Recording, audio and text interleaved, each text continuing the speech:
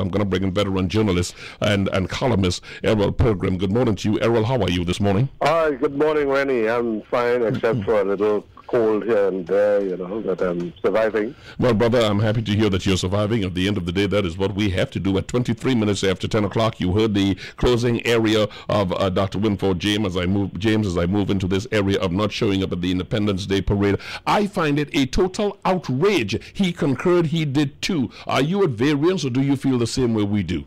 No, I feel the same way, and in fact, I feel even more strongly that the opposition it shows that the opposition does not understand its role. You see, the UNC has been so consumed by their own self-interest that one must remember that they even used the 50th anniversary of independence celebrations in 2012 as a distraction to seek the surreptitious proclamation of the nefarious Section 34 legislation that was aimed at getting their major financiers to escape justice in the court. So they didn't see themselves benefiting politically or otherwise from attending what is a celebration of our national independence. Their policy in opposition, as it was in government, is that if it does not serve our own interests, forget it. And I don't know. They should go back to the text to find out what the role of the opposition in a democracy really is, because they do not seem to understand it. I am amazed that if you are saying that you are a politician in any country in the world, that you cannot see the harm you're doing to your constituents, because they must have confidence and pride in their country.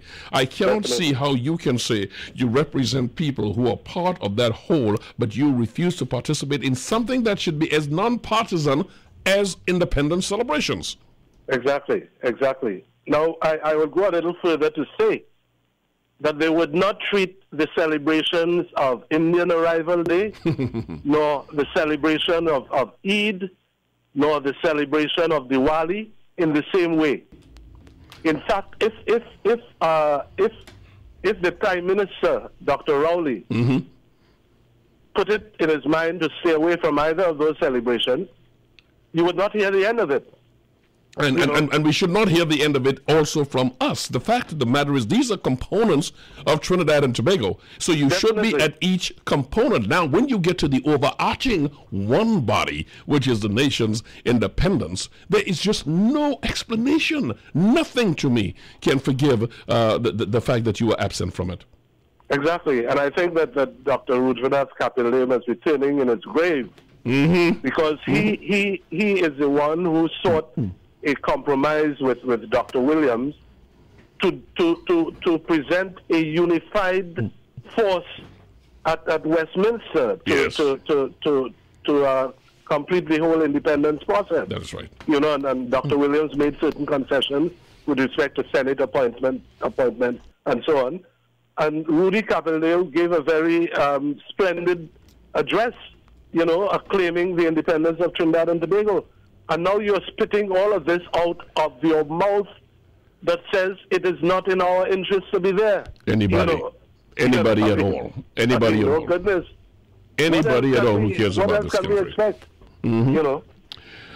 Errol Pilgrim, my brother, columnist for the TNT Mirror. My brother, thank you so very much. It's good to drop in very briefly with you here this morning, because unless we get a condemnation, one question in conclusion, and is this: why is it that politicians don't feel they will be penalized or pay a price for this affront, an affront like this, which I think is on the level of anything else as egregious? Why is it you think politicians feel comfortable that they will not pay a price for it?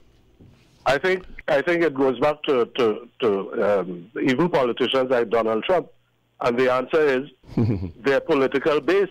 Yeah, they feel that they have the right to do what they want because they have a significant political base, whom they feel, the members of whom they feel are gullible, and they could put one over on them at any time, and they will do nothing, especially if it is a tribal political base.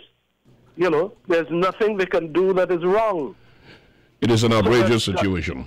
Yes, yes. I mean, where are we going?